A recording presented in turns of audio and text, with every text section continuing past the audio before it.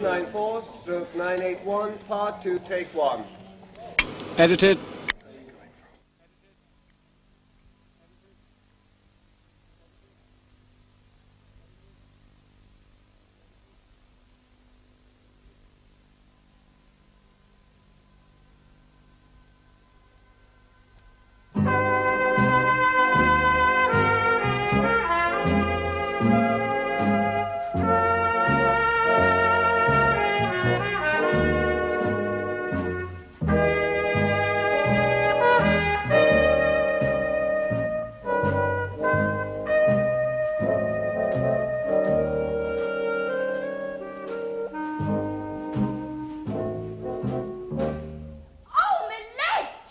Hey, I know that voice. It's one of them flaming girls from next door. Hey, I think it's young Sue's. Please, Hey, why didn't you tell us you were dropping in?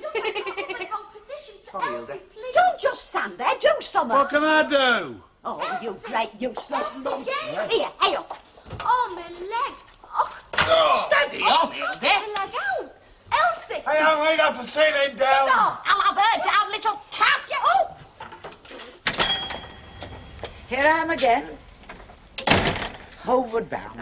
Have you got such a thing as a packet of China tea? Ooh, now then.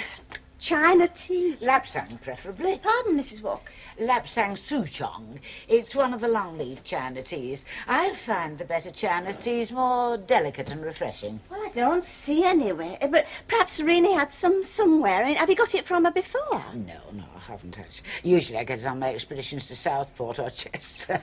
I suppose it was a forlorn hope here, really. Emily's back home, you know. Oh, yes, I know. I've already seen her. Doesn't look at all well. Suppose it's to be expected. It's a crucial time for her. I'd feel happier if somebody was staying with her. Oh, well, actually, I'm moving in for a few days. Oh, do you think that's a good idea? Well, yes, I do. I thought, that what she needs is a cheerful companion. Someone to, well, take her out of herself. Are you all right? Does it look like it? What were you doing up there? The Oggies are going daft next door. I've had a bit of an accident. Hey, you left one of your shoes up there. I didn't, you know. Well, you've only got one on. I didn't leave it up there. I left it in next door's bedroom. You what? Well, I was being dead careful. Honestly, I had my feet on those joistings. I was going to put the tray in the hole and... Well, come on, don't keep me in suspense. Well, my foot sort of went through the ceiling. Oh, my God. It was awful. I thought it was going to go right through. Oh, Susie, you hurt. Oh, I thought my leg was going to have its socket. She grabbed it, you know. She never. She did. That's how I lost my shoe. Just listen to her. She's going daft next door. Well, I suppose it could have been worse. How could it have been worse? Could have been your ceiling she put her foot through. Yeah, that's true, but you try telling Hilda that. You can't smash our ceiling down and get away with it, you know. Oh, just look at it. We never had out like this in the war. I don't think she did it on purpose. I mean, you don't go up and put your foot through the roof deliberately. Oh, that's right. Stick up for her. Never mind about me. I'm just saying it might have been an accident, that's all. Well, it's not to do with you. You shouldn't be in this bedroom in the first place. Yeah, what? I only came up to make sure you were all right. Look, Ogden ain't going to mend the ceiling, is it? Oh, God love us. Oh. Don't get scared, Hilda. You're all right. You don't bite, you know. No, it'll only have its book all over the place, won't it? Look, catch it. You and all stand. Get hold of Listen, it. it's not as easy as that, you know. They have a deceptive change of pace. Make Kevin Keegan look sick. Come here. Of course, you know what she was doing, don't you? Oh. That Susie Birchall. Oh, you only saw a leg. It might have been Gail. It certainly wasn't Elsie. It was too young a leg for that. Look, it doesn't matter how young a leg it was or whose it was, come to that. We know it come from next door. Now, they was trying to drive them pigeons out of their roof into ours on purpose. Oh, give over, Hilda. You can't hear them about. They've got a mind of their own, you know. Oh, have they? Well, so have I, and I'm going round there now to sort this Oh, out. no, you're not. Ah, flame, I'm the man of this house. That's my job. Oh, but look here. No buts about it. You put the kettle on. That's your job. All right, Joe. Give me that shoe. He means business, doesn't he? He's gone there, all resolute. Oh, he can be masterful when he once can stand. Dead masterful. I told you to be careful where you were treading before you went up there. Oh, I was being careful. Oh, yeah, that's obvious. I wonder what would have happened if you hadn't been careful. You'd have fell right through their kitchen. What are you giggling about? I can't help it. I keep seeing them standing there and Susie's foot coming through the Oh, ceiling. it wasn't fun. I thought my end had come. I know, but just imagine standing laughing in your bedroom and somebody's foot coming Oh, through the give it a rest. You won't be laughing when Hilda Ogden comes round here breathing coals of fire. And here she is now. Stand by to repel boarders.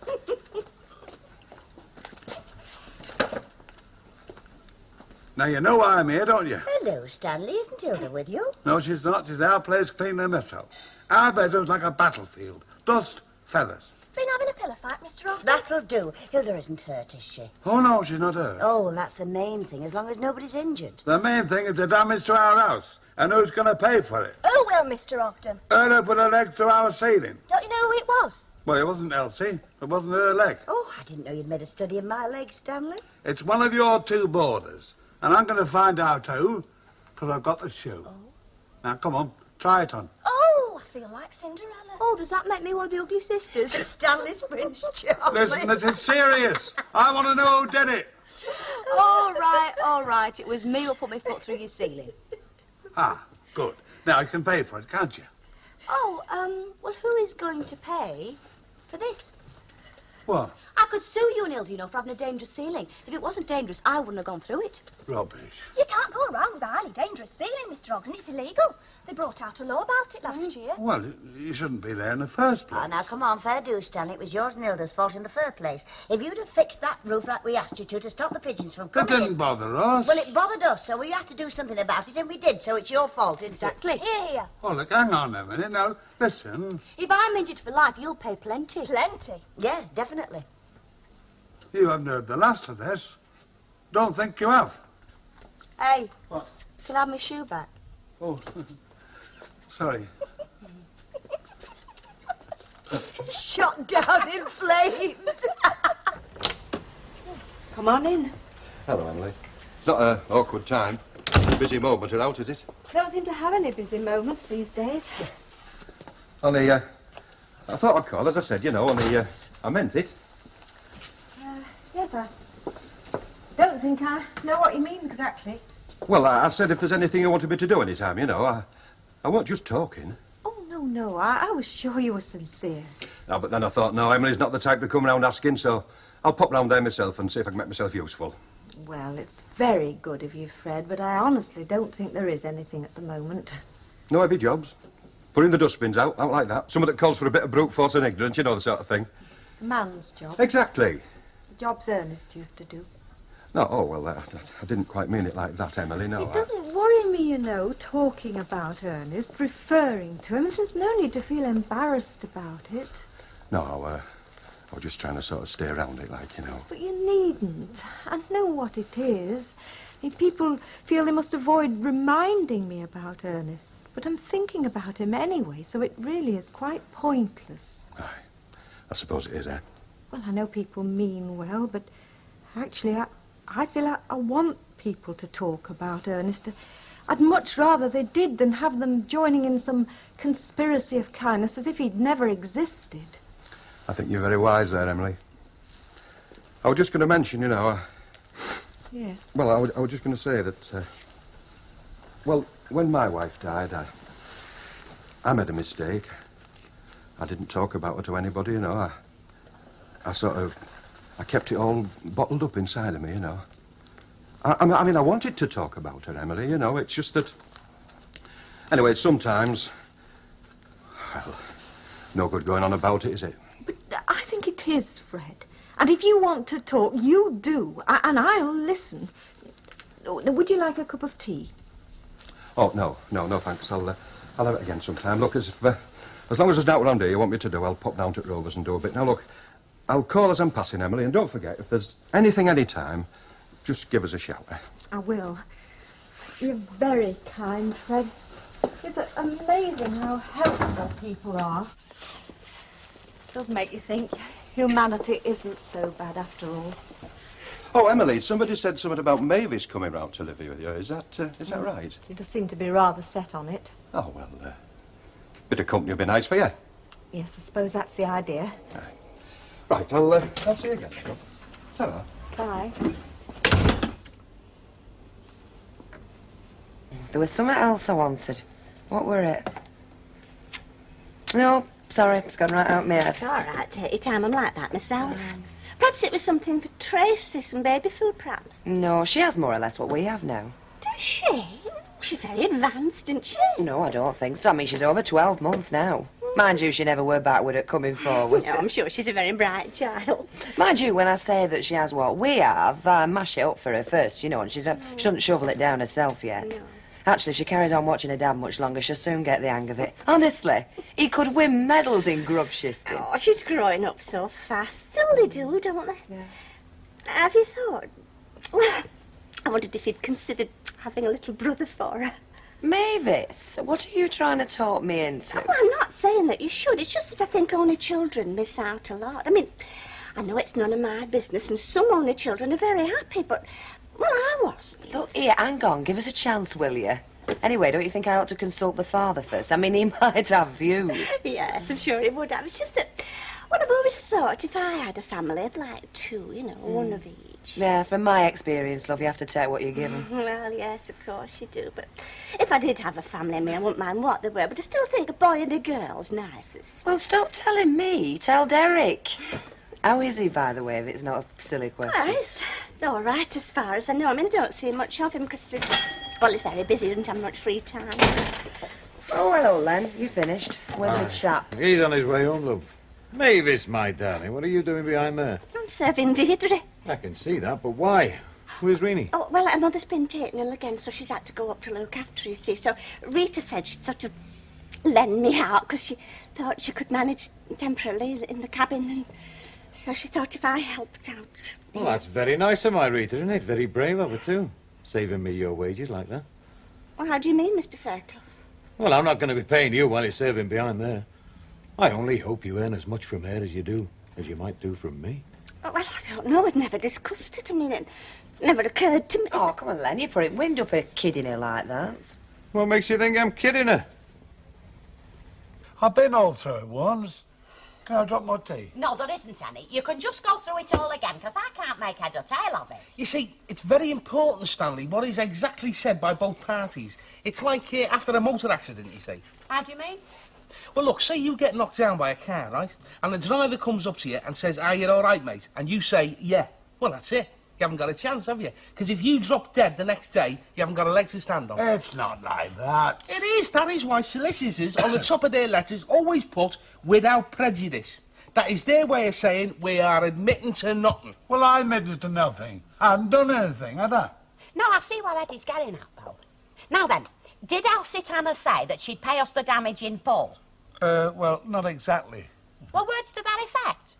Not exactly, Chuck, no. Oh, she must have said summit. I mean, she can't deny it's her fault. Or her lodger's, it's the same thing. Well, not necessarily, Hilda, not in a court of law. Oh, look, you shut up. We know all about you and courts of law. Oh, thank you very much. That's very nice. Well, she did say she expected payment off us. You what? Well, for the ceiling, you know, the roof being bad, letting the pigeons in. I might have known. I should never have let you go round there. You're not fit to go down the road for £5 of spuds. I'll go and sort this lot out. And if Elsie Tanner thinks she can fob me off like she did you, she's got another thing coming.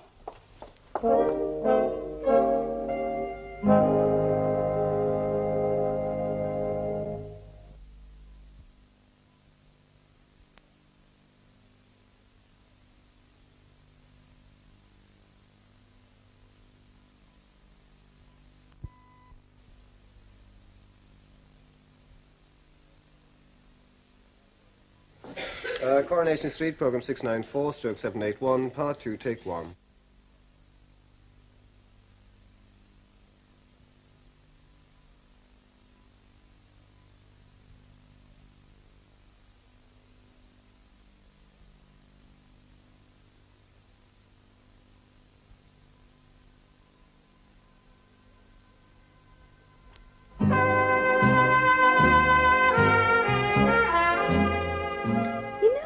Left all this to me. I could bring everything we need when I shut the shop. I really don't want you to put yourself to a lot of trouble on my behalf, Mavis. It's no trouble at all.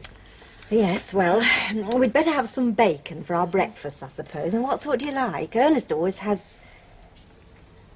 I was just going to say Ernest always liked smoked bacon. That's what I always used to get for him. I'd much sooner have ordinary. Is that all right with you? Well, aren't you going to have the smoked anymore? Well, there's no good reason why I should, is there? No, I suppose not. Anyway, how much does that come to? Oh, nothing. I'll pay for this lot. Oh, really, Mavis? No, look, it's only fair. If I'm going to be staying with you for a bit, I ought to pay my share of the food. Evening.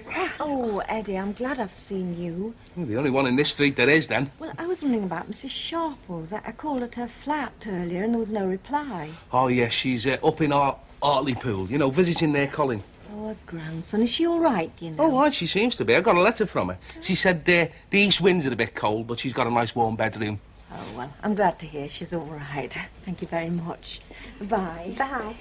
Oh, I'll shut the shop as soon as I can, so it won't be long before I'm with you. Bye. Now, what can I get for you? Oh, a couple of chicken stock cubes and a bay leaf and some carrot and onion. Oh, we're going to be doing some cooking. Well, I was thinking of doing, yeah. I'm got a casserole of pigeon. Oh, that sounds nice. Have you got a good recipe? Yeah, well, actually, I haven't even got the pigeon yet. But it's only a matter of time. How's your foot feel now? Oh, it's all right. Just a bit tender around the ankle. Yeah, well, if it was going to swell up, it would have done so by now. See you that, Miss Winnie girl.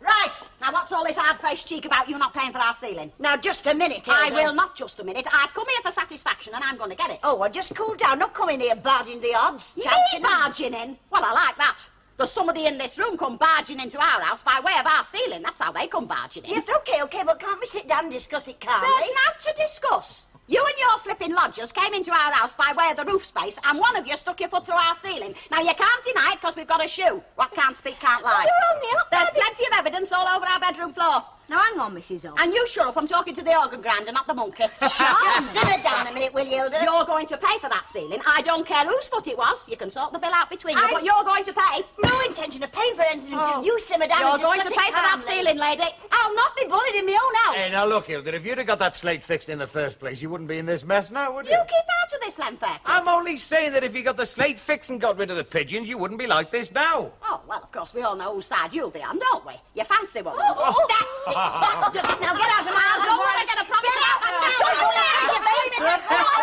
You first. I'm not having this. I'm going in, man. Go on. Fly. I don't know what you lot are tittering at. It's not funny.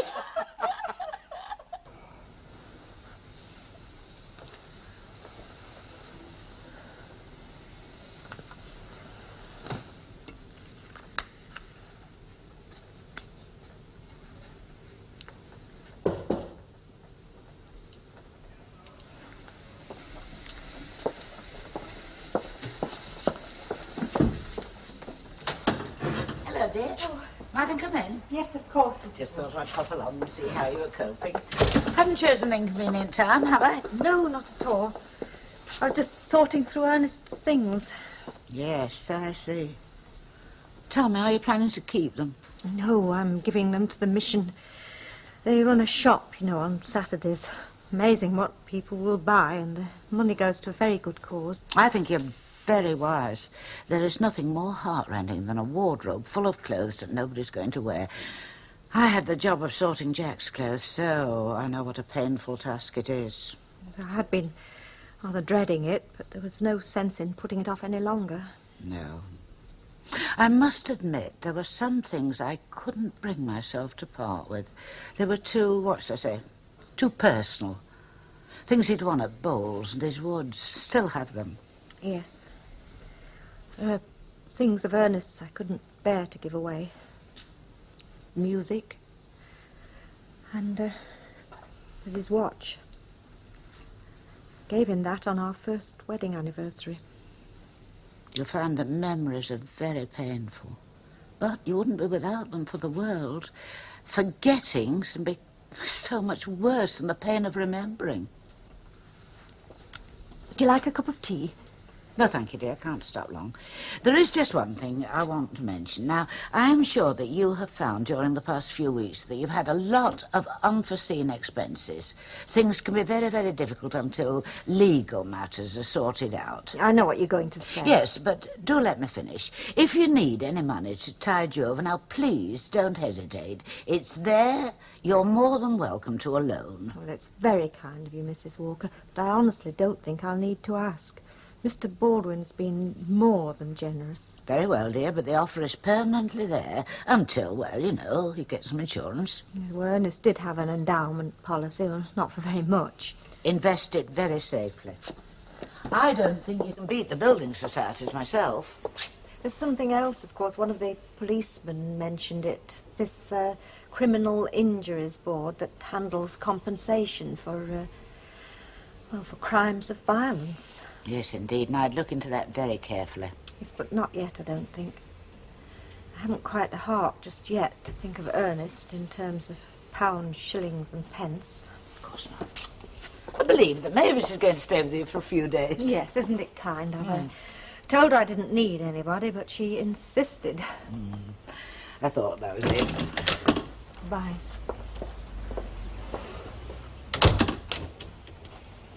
Chutty, chutty, chutty. Come on, come to your Uncle Eddie. Come on. Chutty, chutty, chutty, Oh, will you chutty. shut up a minute? I can't hear myself think with you going on at that bird. I'm sorry, I'm just trying to be constructive, that's all. Try and salvage something from the wreckage. You said you'd go round and sort things out, didn't you? Because I'd make a muck of it. But you don't know better than me, have you? Yeah, well, I'm not finished with her next door, not by a long way. Look, she'll never pay. Why is it the Ogdens always get a mucky end of the stick? You know what your best chance is, Hilda? You'll have to sue young Susie. That's your best chance. What exactly would we sue her for, though? Well, for a start, there's trespassing. I mean, it was your roof space she was in. Then again, there's breaking and entering. Well, perhaps not entering, it was only 1 foot. But certainly damage to property. You've got a cast iron case there. No, now, look at her stick like cast iron, too. Come on. Oh, what the heck are you doing? We'll never get rid of them if you feed them. I'm trying to fatten it up. They're delicious pigeons, you know. I'm not interested. Hey, that's an idea. In the roof. Feed them. Fatten them up. Certainly, it'd be just like having a few hens in your back garden. I haven't got a back garden. No, but the roof space, that becomes your back garden, doesn't it? Oh, look, we're not eating them and that's final. Now, will you two stop minding about blooming pigeons and think of a way to make her next door pay for our ceiling? She'll never pay, never in her life. Yeah, forget it, Hilda.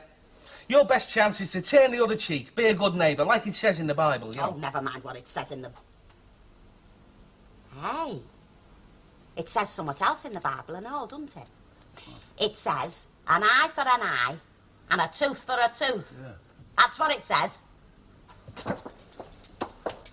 And that's just what they're going to get. Oh, thank you. Oh, I'm glad to get that shop locked up. Not that it's any harder than the cabin. Not as hard, in fact. Oh, you must be weary, Mavis. Oh, no. Look, I brought you some oranges because they're full of vitamin C. It's very good for you in the winter. It stops you from getting cold. Now, what do you fancy for supper? I'll make it. Oh, no, you've been working all day. I'll make us something. Oh, no, you won't. I'll make it. And I'll wash up afterwards. You just sit down and take things easy. Oh, Mavis, I know you're trying to help, but I'm not an invalid, you know. I keep telling people, but nobody will listen. Oh, no, you're not, Emily. That's just the way you're treating me. I just think you ought to relax, take things easy. Mavis, I know you mean well. You're being very kind. Everybody is. But really, I don't want to sit back and have everything done for me. That is the last thing I want. Sorry, I didn't mean to offend you. You haven't done. But don't you see? I want to keep busy now. So letting other people do things for me is just what I don't want. That's why I'm going back to work tomorrow. To the hospital? Yes. The same hospital? Well, of course. Oh, but won't it? Well, I know I couldn't do it. You mean because it's where Ernest died, don't you? It's not a bit of use skirting round the facts, Mavis. Ernest is dead. Yes. I have to accept it, Mavis. I'm very grateful for your help and everybody being so kind, but I have to face up to it and get on with life again. Hey, what are you doing? You'll see. Get that chest of drawers shifted under the loft. What for? Get it shifted. Give him hand, Daddy. Right, come on, Stan. Oh, they're back. Oh, I can't go in that loft, love, if that's what you had here. No, it isn't. I'm going up there myself. Hey, there's spiders up there, you know. I don't care. Here, hold that steady. Don't be hasty, Hilda. Don't be hasty. Now then, Stanley, never stand in the way of a woman when she's determined. The spider's up there as big as your fist. I don't care if there's flipping cows grazing. Be careful. Oh, it's a bit high up here, isn't it? Oh, go on, Hilda, you can do it.